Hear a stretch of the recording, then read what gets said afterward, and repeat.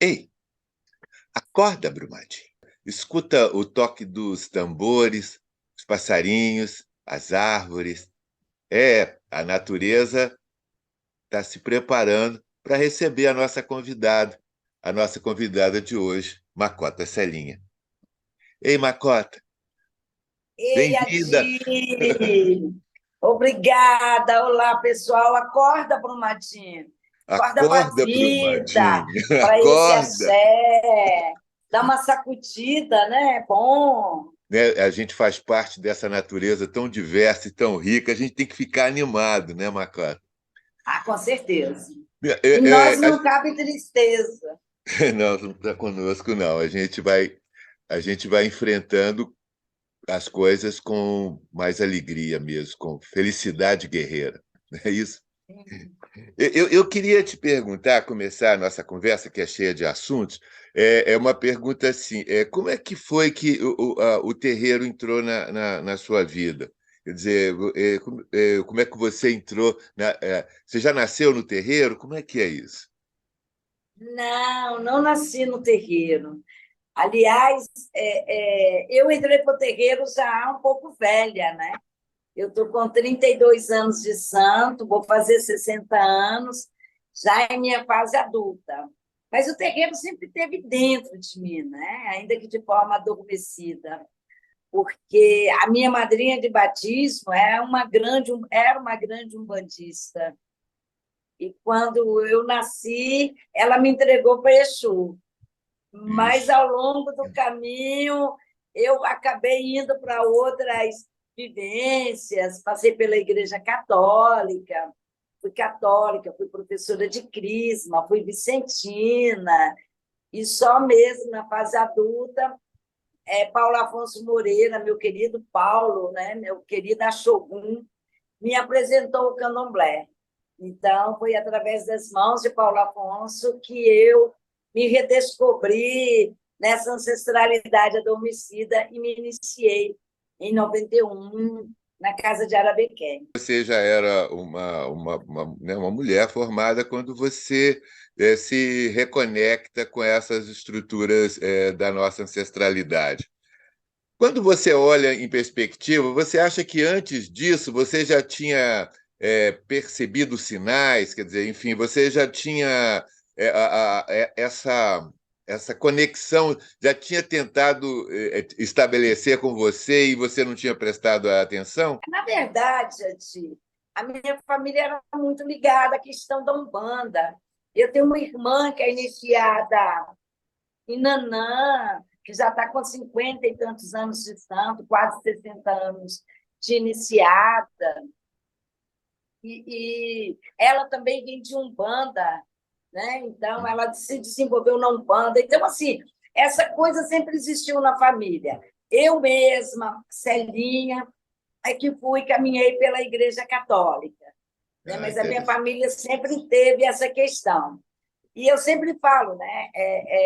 Eu também tive minha fase intolerante, sabe?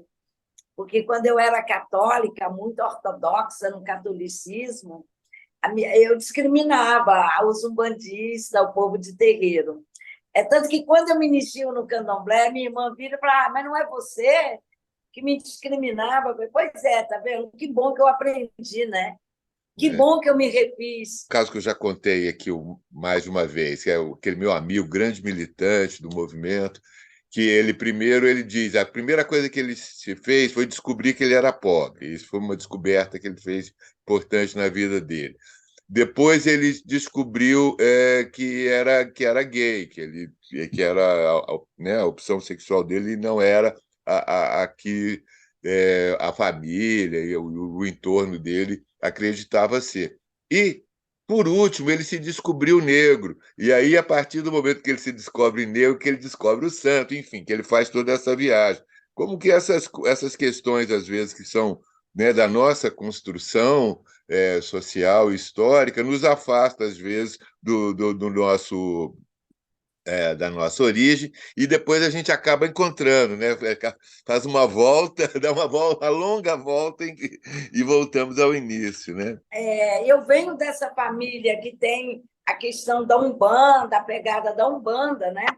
Como eu te disse, a minha madrinha de batismo era uma grande umbandista, e há 60 anos atrás, quando eu nasci, ela me entregou para Exu, né? Então, assim, eu venho dessa família, e eu tenho 11 irmãos, e diversas manifestações religiosas na família. Uhum. Eu venho dessa tradição.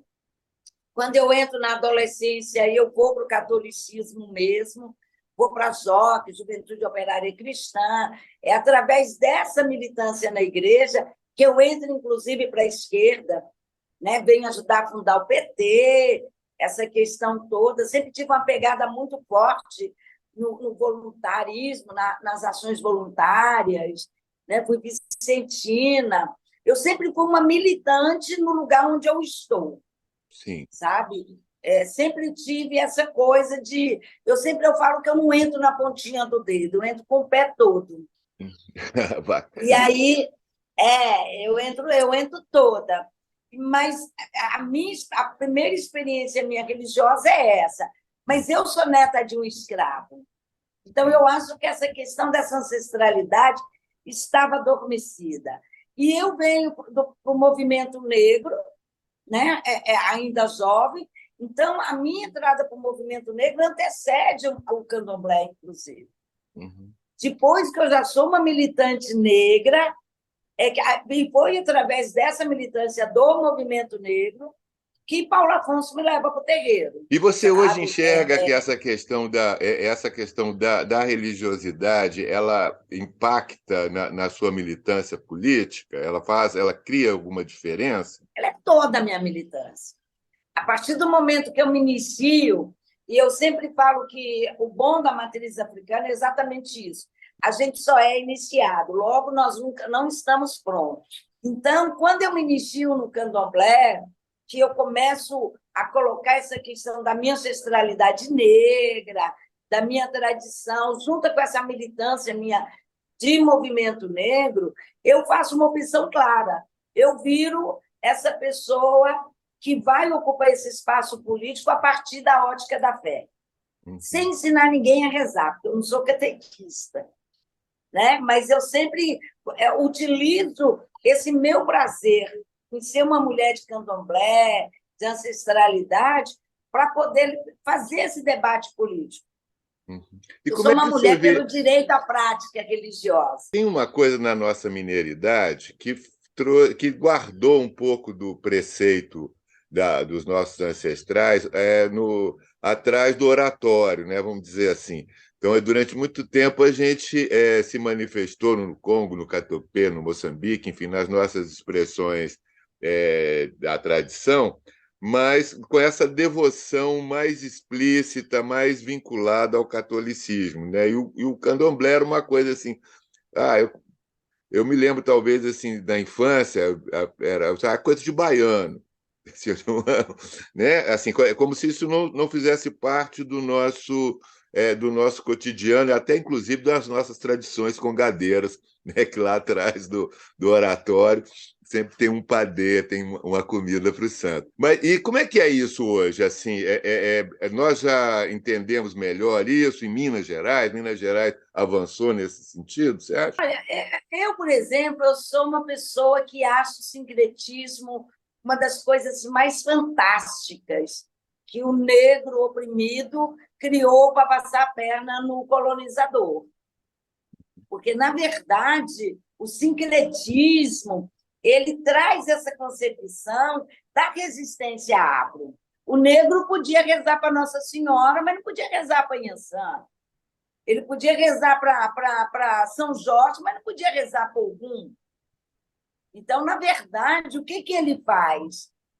Ele não faz uma simbiose. Ele sabe que Ogum não é São Jorge, mas ele vira e fala assim: ó, Ogum, eu posso rezar para São Jorge. Toda vez que eu rezar para São Jorge, é a você que eu estou saudando. Isso é o sincretismo. Né? Na verdade, por baixo desse altar cristão, sempre teve essa ancestralidade proibida, né, pelo colonizador. Então, o sincretismo, para mim, nessa ótica que eu trago, ele que faz com que eu hoje possa estar aqui orgulhosamente, dizendo que eu sou a Makota Celinho, uma mulher de Oiá.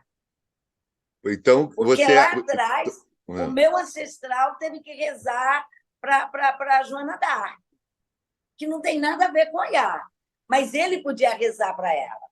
E aí eu acho que, nesse conceito aí, nós que estamos nessa contemporaneidade, nós temos uma visão mais escurecida sobre a importância desse sincretismo, mas a gente consegue fazer essa desvinculação. Mas e a sociedade? Como é que você acha que nós temos transitado A assim? sociedade ainda tem.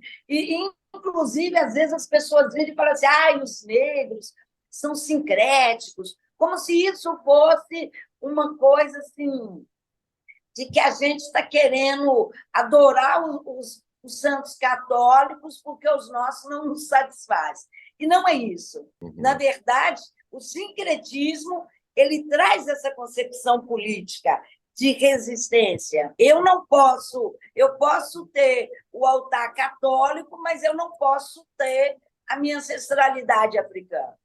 Tanto é que quando você pega as igrejas, principalmente as igrejas das cidades históricas, você vai ver que entre os itens cristãos estão lá os itens africanos, os búzios, essa mistura, que é uma forma que esse negro encontrou de falar: estou aqui.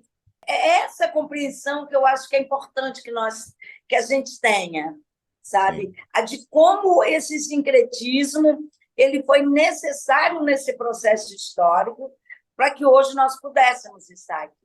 O cristianismo ele é muito perverso nesse sentido, nessa concepção cristã.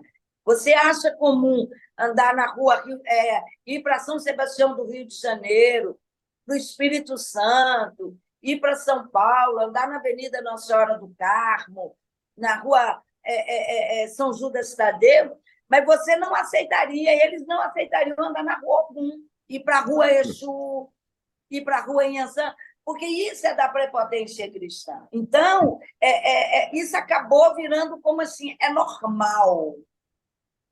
Essa imposição cristã, e a normal é você trazer a ancestralidade negra para esse contexto.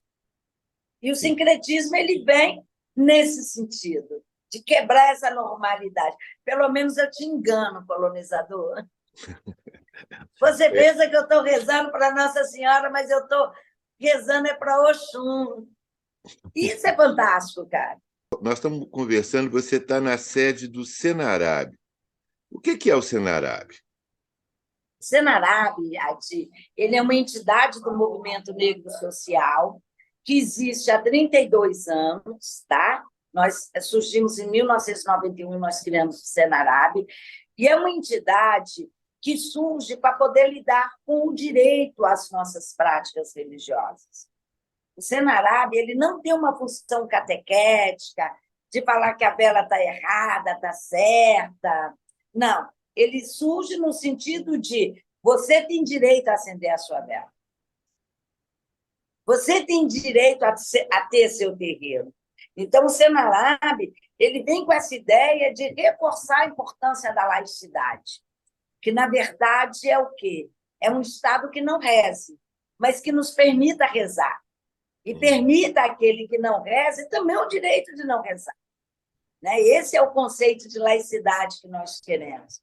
A laicidade ela não é um Estado ateu, mas um Estado que convive com a diversidade e com as diversas formas de rezar ou não rezar.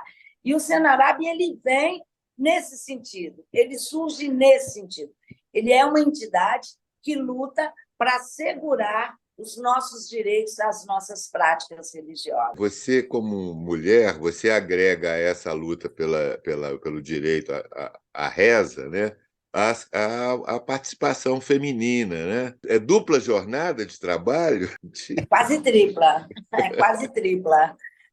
Na verdade, eu sou de uma tradição religiosa que ela é matriarcal, né? A ressignificação das tradições de matriz africana no Brasil se dá através das mulheres. E eu falo ressignificação por quê? Porque você só vai encontrar candomblé no Brasil. Né? Em Cuba você vai achar a santeria, Você vai em vários outros lugares onde tiveram esse processo de colonização, você vai achar outras formas.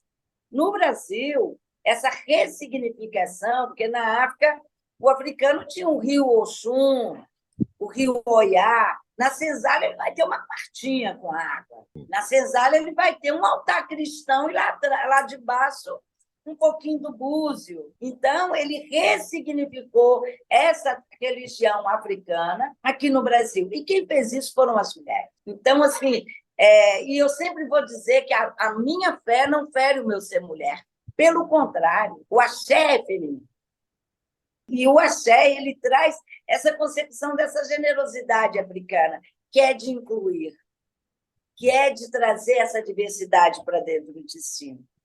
Mas eu sou de uma tradição que surge através das mãos femininas, aqui em nosso país, nessa ressignificação. E nós sabemos a importância das mulheres. Agora, é uma tripla jornada, porque você tem que ser... Você é mãe, você é mulher, você é amante, você é religiosa, você é militante, você é uma complexidade, né? Ser mulher, ser uma complexidade de ser dentro de um único corpo, né? Porque nós somos múltiplas. Ainda nessa questão da religiosidade, você é da tradição do candomblé, que a gente chama de candomblé Angola. Havia antes, ou já em algum momento da nossa história, não só da história, a história do Brasil mesmo, né, do candomblé do Brasil, a gente tinha uma certa hierarquia, talvez no imaginário, dos nagôs, dos jeje, quer dizer, enfim, dessas diferenças. E hoje eu vejo muitas pessoas associarem a prática do candomblé Angola a tradição banto, que é talvez a tradição mais linguística e pessoal que tem em Minas Gerais. Eu, às vezes, fico em dúvida com isso, porque já aconteceram casos, por exemplo, eu lembro de uma história do DNA, quando faz o DNA da pessoa, ela que era uma defensora do povo banto, ela, de repente, veio da Nigéria, na sua ancestralidade e tal. O santo faz distinção? Como é que é isso? Assim? É verdade, Angelo. Nós estamos lidando com um país que a colonização foi extremamente cruel e perversa, né? O próprio tráfico, né? Negreiro, ele traz isso. Se nós pegarmos que os primeiros escravizados foram os povos bancos, 200 anos antes dos iorubás, os primeiros africanos a chegarem são os bancos, né? E eu vou trazer aqui o que Talanderê, Sônia dos Sócios, trouxe aqui nas Janelas da Oralidade, que ele vira e fala assim: nós, a tradição banto de Angola, a nossa coisa é porque a gente tem segredo. Então, a gente é muito para dentro. Uhum. Os iorubás são mais para fora. Mas os bantos chegaram 200 anos antes dos iorubás. E, particularmente, a grande maioria deles vieram para Minas Gerais, por causa das minas, do ouro, desse processo todo de invasão do Brasil por Portugal, né? Então, a tradição banca é muito fechada em si, né? Não quer dizer que nós não tenhamos nossas próprias formas de rezar, é porque ela é muito interna. Os iorubás eu falo que é mais marqueteiro, né? Com todo o meu respeito, mas é mais expansivo do que os povos bancos. Então, daí a questão do Iorubá ter tido essa expansão em nosso país. E durante muito tempo, Minas Gerais, particularmente, todos nós, né? Por mais que a gente tenha, a maioria dos terreiros sejam de tradição banto, Angola, todos nós tínhamos muito para fora a questão iorubá. Eu, por exemplo, eu nasci Ekede, eu não nasci Makota. Quando os bantos, o povo de Angola, traz essa coisa de trazer para si mesmo as concepções desse mundo de Angola, e aí a gente vai ressignificar a nossa língua, as nossas cantigas, as nossas práticas, aí eu me torno uma cota. Isso foi muito comum em Minas Gerais. Né? Se você pega há 32 anos atrás, era isso. A gente cantava Pauxós, hoje a gente canta Mutacalambô, porque está se trazendo essa organização de tradição de Angola para fora. Sim. O que não quer dizer que ela não existisse. Mas ela é muito fechada. O povo de Angola é muito de silêncio. Né? Então, mas Minas Gerais ele traz isso. E aqui, por exemplo, nós temos muita influência da Umbanda. Em Minas Gerais, você tem um traçado muito forte da Umbanda. Né? Das celebrações, tem muitos terreiros de Umbanda.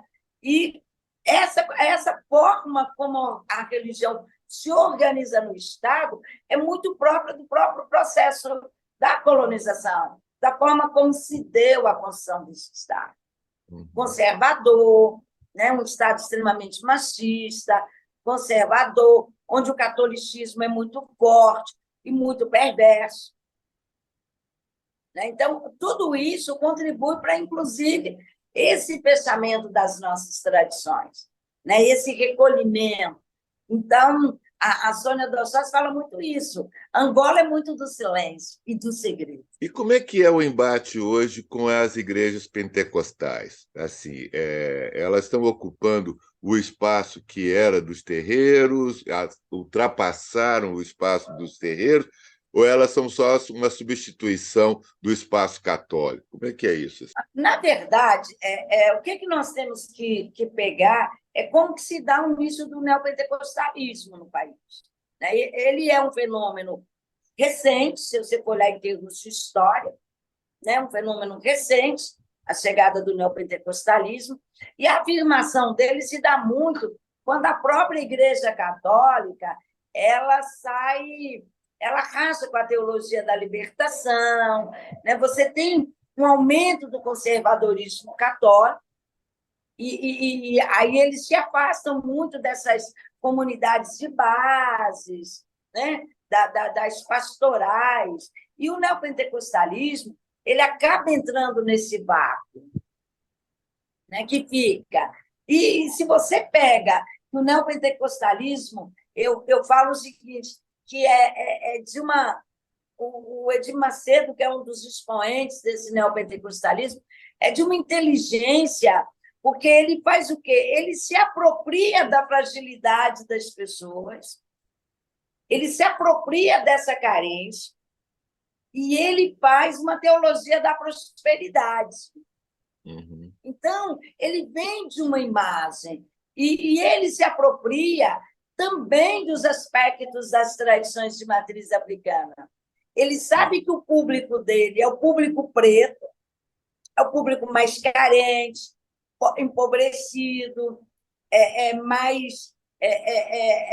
com a formação educacional mais fragilizada.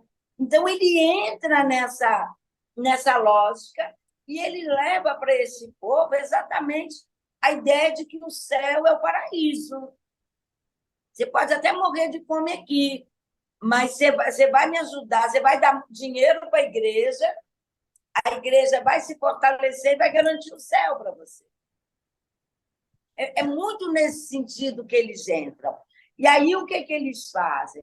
Eles sabem também que o povo preto é um povo alegre, gosta de dançar, de cantar. Então, eles começam a apropriar dos aspectos da prática de matriz africana e leva para dentro da igreja. Ele utiliza do nosso sagrado, banaliza o nosso sagrado e coloca o nosso sagrado numa ressignificação neopentecostal lá dentro, de banalização. Vou te dar um exemplo. O acarajé de minha mãe, Ançã, na igreja neopentecostal, vira bolinho de Jesus. que ele sabe que as pessoas gostam do acarajé. Uhum. O banho de descarrego, ele sabe que as pessoas são bem... as pessoas têm esse sincretismo, gostam de tomar banho, gostam... Né, eles têm essa questão. O brasileiro, ele é muito da igreja de dia e da vela à noite. E o neopentecostalismo descobre isso. Aí, como que ele faz? Ele leva para dentro da igreja o nosso sagrado, banalizando. Então, ele tem um banho de descarrego, ele tem o bolinho de Jesus, ele se apropria disso. E ele faz um culto onde as pessoas batem palma, cantam. Então, é uma banalização do nosso sagrado, numa ressignificação da ótica preconceituosa deles, e que agrada a esse povo carente. Uhum. E é disso que eles sobrevivem. Né? As pequenas igrejas, grandes negócios. E você acha que a gente tem alguma chance de resgatar o nosso povo que foi nessa direção? E aí, Adi, nós temos que entender também a questão de como que o racismo ele é perverso para a tradição de matriz africana. Segundo o IBGE, é uma das religiões mais caras. Você vai no mercado comprar uma galinha, o branco vai lá e compra ela por 50. Se eu chegar, eles já deduzem que é para macumba. É 150. Então, é uma prática que se torna cara em função desse racismo, desse preconceito. Uhum. Mas nós precisamos enfrentar. Como que se enfrenta esse neopentecostalismo? Exatamente mostrando essas fragilidades. Mostrando que, na verdade, essa teologia da prosperidade ela é uma forma de te enganar as pessoas. Que Deus é esse que faz arminha com a mão?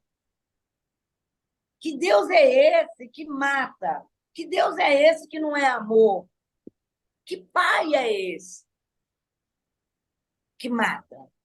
Então, esse é um debate necessário, um diálogo necessário que nós temos que ter com a sociedade. E isso é uma das formas de você lutar contra esse racismo religioso que está colocado. Porque também você tem que lutar contra a omissão da sociedade. Porque a sociedade brasileira é extremamente omissa em relação a esse racismo. Macota, a gente está chegando, infelizmente, no final da nossa conversa aqui. E eu queria que você me falasse, assim, eu sei que você é uma figura super ligada, atenta, qual que é a nossa tarefa, quando eu falo nossa tarefa, é a tarefa do povo preto, a tarefa dos movimentos sociais, nesse momento do Brasil. Como é que você vê, você como uma liderança nossa, o que você tem a nos dizer da sua leitura? O que a gente tem que fazer nesse momento? Primeiro, nós temos que ser um eterno problema para a psicologia moderna. Nós precisamos ter excesso de elevada autoestima sempre. Primeira coisa. Porque a partir do momento que a gente tem esse excesso de elevada autoestima, a gente se sente bem sendo pretos e pretas. E isso é uma das formas de você lutar contra o racismo. E outra coisa é que nós precisamos estar nesse embate cotidiano denunciando o racismo. Nós não podemos nos calar diante do racismo. Nós não podemos nos calar diante da banalização do nosso sagrado.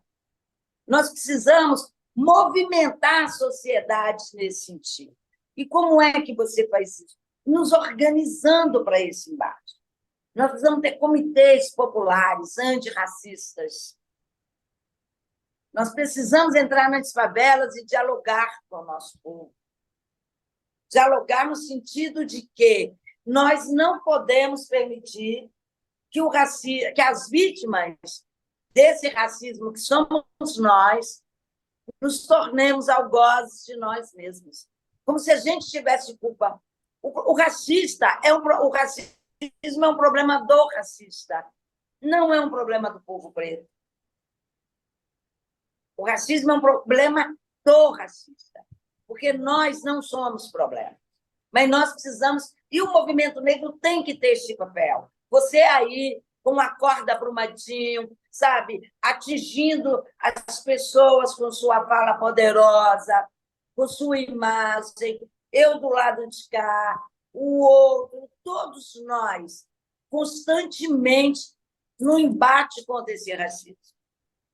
Nós precisamos denunciar sempre, sempre. Nós não podemos nos calar e achar normal um homem preto ser chicoteado na rua, uma mulher preta ser mordida no meio da rua ou uma mulher negra ficar nua dentro do supermercado. Isso não é normal. E é nosso papel denunciar isso. É nosso papel ir para cima do racista e pôr o dedo na ferida da sociedade. E virar para ela e falar: você tem culpa nesse racismo. Porque quando se omite, você alimenta o racismo. Querida, muito obrigado por você estar aqui com a gente, conversando hoje. Eu que agradeço. Temos muitos assuntos e temos muita indignação para reverberar por essas frequências todas. Né? Sempre. E eu estou aqui à disposição. Obrigada pelo carinho, sempre. E é preciso dizer que ações como essa que você está fazendo são fundamentais contra o racismo e contra a opressão. Bacana. E você aí que chegou agora, que no nosso canal pegou a conversa com Makota Celinha pelo caminho e ainda não está inscrito no canal, por favor, se inscreva e dê o like, que é o tinindo, assim, que é para dizer para os algoritmos, a gente precisa ensinar para esses numerozinhos malucos, que quando tiver uma notícia nova, uma Makota Celinha na Rádio Guará, você ser avisado e poder sintonizar com a gente. Até a próxima.